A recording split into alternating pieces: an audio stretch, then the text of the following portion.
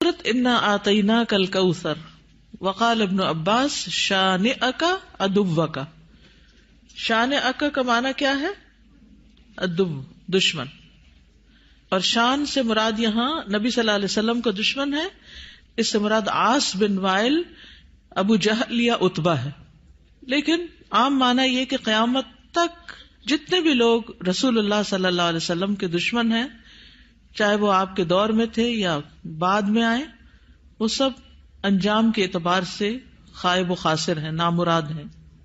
حدثنا آدم حدثنا شیبان حدثنا قتادہ عن انس رضی اللہ عنہ قال لما عرج بالنبی صلی اللہ علیہ وسلم الی السماء، جب معراج پر لے جایا گیا رسول اللہ صلی اللہ علیہ وسلم کو آسمان کی طرف، قال تو آپ نے فرمایا اتیت علی نہر، میں ایک ایسی نہر کے پاس آیا، حافتاہ اس کے کنارے قباب اللؤلؤ مجوفا، کہ وہ قبے تھے خالدار موتی کے، چھوٹے چھوٹے جیسے گنبد سے بنے ہوئے ہوتے ہیں نا. فقلت ما ھذا یا جبریل، میں نے پوچھا یہ کیا ہے جبریل؟ قال ھذا الکوثر، فرمایا یہ ہے نہر کوثر جو انا آتیناک الکوثر کے پس منظر میں ہے.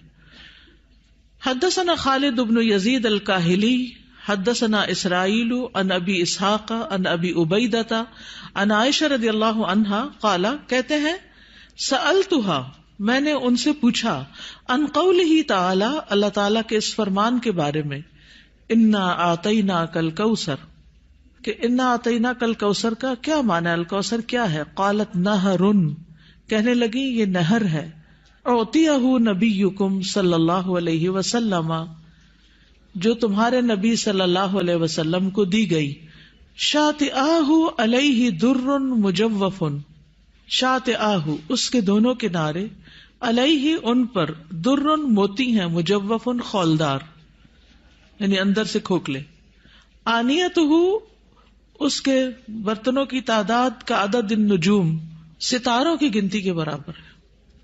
ستارے کتنے ہیں گن سکتے ہیں؟ انگنت. رواہ زکریا و ابو الاحوص و مطرف عن ابی اسحاق. تو انا آتیناک الکوثر کا معنی کیا ہے؟ بلا شبہ ہم نے آپ کو کوثر عطا کی. حدثنا یعقوب بن ابراہیم حدثنا حشیم حدثنا ابو بشر عن سعید بن جبیر عن ابن عباس رضی اللہ عنہما انہ قال فی الکوثر هو الخیر الذی اعطاہ اللہ ایاہ، کہ کوثر وہ خیر ہے جو اللہ نے آپ کو عطا کی. قال ابو بشر قلت لسعید بن جبیر، ابو بشر کہتے ہیں میں نے سعید بن جبیر سے کہا جو ابن عباس کے شاگرد تھے، فإن الناس يزعمون انہ نہر، کہ لوگ تو یہ سمجھتے ہیں کہ وہ ایک نہر ہے، فی الجنت جنت میں. فقال سعید، تو سعید کہتے ہیں النہر الذی فی الجنت، کہ وہ جنت والی جو نہر ہے، من الخیر اس خیر میں سے ہے، الذی آتاہ اللہ ایاہ جو اللہ تعالیٰ نے آپ کو عطا کی. تو کوثر کا لفظ جو ہے یہ لغوی اعتبار سے کثرت سے ہے، اس سے مراد خیر کثیر ہے، جیسے کہ آگے ابن عباس کہتے ہیں.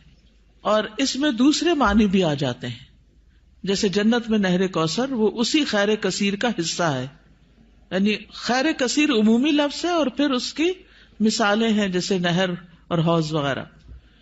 اسی طرح حوض کوثر کو بھی اس کا مصداق بتایا گیا ہے. اہل ایمان جنت میں جانے سے پہلے رسول اللہ صلی اللہ علیہ وسلم کے دست مبارک سے اس کا پانی پیئیں گے. اس حوض میں پانی جنت والی نہر سے آ رہا ہوگا، اس طرح تطبیق ہو جاتی. یعنی اگر کوئی یہ کہے کہ کوثر کا معنی کیا ہے، تو عمومی لغوی معنی کیا ہے؟ خیر کثیر. اور نبی صلی اللہ علیہ وسلم کو اوور آل خیر کثیر ہی عطا کی گئی تھی. اور پھر خصوصی معنی کیا ہے؟ نہر کوثر اور حوض کوثر. حوض کوثر میدان حشر میں ہے، جس سے پانی آئے گا کہاں سے؟ نہر کوثر سے. اور نہر کوثر کہاں ہے؟ جنت میں ہے. اسی طرح آپ صلی اللہ علیہ وسلم کو دنیا میں جو بلند مقام ملا اور آپ کا ذکر کثیر ہوا اور آپ کو فتوحات نصیب ہوئی، یہ سب بھی خیر کثیر میں شامل ہے. دنیاوی اعتبار سے کیا کیا ہے خیر کثیر میں شامل؟ فتوحات بلند مقام اور ذکر کثیر. نہر کوثر کی خوشخبری سن کر آپ صلی اللہ علیہ وسلم بہت خوش ہوئے تھے. صحیح مسلم کی روایت ہے, حضرت انس کہتے ہیں کہ ایک دن رسول اللہ صلی اللہ علیہ وسلم ہمارے درمیان تشریف فرما تھے. آپ پر نیند سی طاری ہوئی, پھر آپ نے مسکراتے ہوئے اپنا سر اٹھایا تو ہم نے عرض کیا, یا رسول اللہ, آپ کس بات پر ہنس رہے تھے؟ تو آپ نے فرمایا, مجھ پر ابھی ایک سورت نازل ہوئی. پھر آپ نے بسم اللہ الرحمن الرحیم انا اعطیناک الکوثر فصل لربک وانحر ان شانئک ھو الابتر پڑھی, اور فرمایا کہ تم جانتے ہو کہ کوثر کیا ہے؟ تو ہم نے کہا, اللہ اور اس کا رسول ہی بہتر جانتے ہیں. آپ نے فرمایا, بے شک وہ ایک نہر ہے, مجھ سے میرے رب نے اس کا وعدہ کیا ہے, اس میں بہت سی خوبیاں ہیں. وہ ایک حوض ہے جس پر قیامت کے دن میری امت کے لوگ پانی پینے کے لیے آئیں گے. تو حوض کوثر کیا ہے, اس کی ڈسکرپشن کے بارے میں کچھ احادیث ہمیں ملتی ہیں. ہم میں سے ہر مسلمان حوض کوثر کا ذکر تو کرتا ہی رہتا ہے یا سنتا ہی رہتا ہے, لیکن اس کی بہت سی ڈیٹیلز ہمیں نہیں معلوم, تو ان کو ذرا دوہرا لیتے ہیں. رسول اللہ صلی اللہ علیہ وسلم نے فرمایا, میرے حوض کے دونوں کناروں کے درمیان اتنا فاصلہ ہے جتنا مدینہ اور صنعاء کے درمیان ہے. پھر اسی طرح یہ سطح زمین پر بہتی نہر ہے, اندر کھڈوں میں نہیں ہے. رسول اللہ صلی اللہ علیہ وسلم نے فرمایا, مجھے کوثر عطا کی گئی, وہ ایک نہر ہے جو گویا کہ سطح زمین کے اوپر بہتی ہے. حوض کوثر کی مٹی جو ہے, آپ نے فرمایا, میں نے اپنا ہاتھ اس کی مٹی میں ڈال کر دیکھا تو وہ خالص کستوری کی تھی, یعنی خوشبودار. اس میں کنکریاں بھی ہیں اور وہ اس کے موتی تھے, یعنی سطح پر ہوتی ہے نا کنکریاں پانی کی سطح پر, تو وہ موتی تھے. جنت سے آنے والے سونے اور چاندی کے 2 پرنالے ہیں جو اس میں گرتے ہیں. یہ صحیح ترغیب و ترغیب سے, یعنی 2 پرنالے جو جنت سے پھوٹتے ہیں, ایک چاندی کا اور ایک سونے کا, وہ اس حوض میں گرتا ہے. حوض پر سونے اور چاندی کے برتن ہیں. اللہ کے نبی صلی اللہ علیہ وسلم نے فرمایا, تم دیکھو گے کہ حوض کوثر پر سونے چاندی کے آبخورے ہوں گے جن کی تعداد آسمان کے ستاروں کی برابر ہے, یا ان سے زیادہ بھی روایت میں آتا ہے. اور پھر وہ برتن جنت کے برتنوں میں سے ہوں گے. کسی نے عرض کیا, یا رسول اللہ, حوض کے برتن کس طرح کے ہوں گے؟ آپ نے فرمایا, اس ذات کی قسم جس کے ہاتھ میں میری جان ہے, اس کے برتن آسمان کے ستاروں سے بھی زیادہ ہوں گے. ستارے بھی ایسی اندھیری رات کے جس میں بالکل بادل نہ ہو. پھر وہ برتن جنت کے برتنوں میں سے ہیں. اس کا پانی ٹھنڈا, میٹھا اور خوشبودار ہے. رسول اللہ صلی اللہ علیہ وسلم نے فرمایا, میرا حوض عدن اور عمان کے درمیانی فاصلے جتنا ہے. حوض کا پانی برف سے زیادہ ٹھنڈا, شہد سے زیادہ میٹھا, مسک سے زیادہ خوشبودار, اس کے آبخورے آسمان کے ستاروں کے برابر ہیں. اور ایک جگہ دودھ سے زیادہ سفید بھی آتا ہے. آئس کریم کیا چیز ہے اس کے مقابلے میں. پھر جو ایک گھونٹ بھی پی لے گا کبھی پیاسا نہ ہوگا, اس کے چہرے کا رنگ کبھی سیاہ نہ ہوگا. سبحان اللہ, یہ تاثیر ہے اس کی.